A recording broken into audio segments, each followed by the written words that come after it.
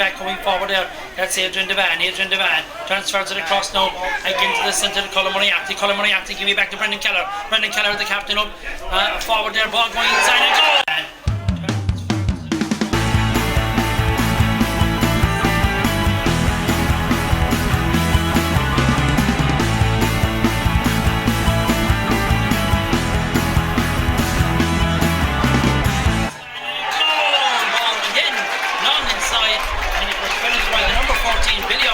Into the net and really to be picked up there by the man there, Sean McIntyre. He gives the ball inside. Sean McIntyre and the pass inside, gives it right inside to Mikey Gainey. Long ball away inside again. Long ball going inside. Billy Connor does well to get that one. Ball drops his hand there, trying to corner out, sends it inside. Dangerous ball.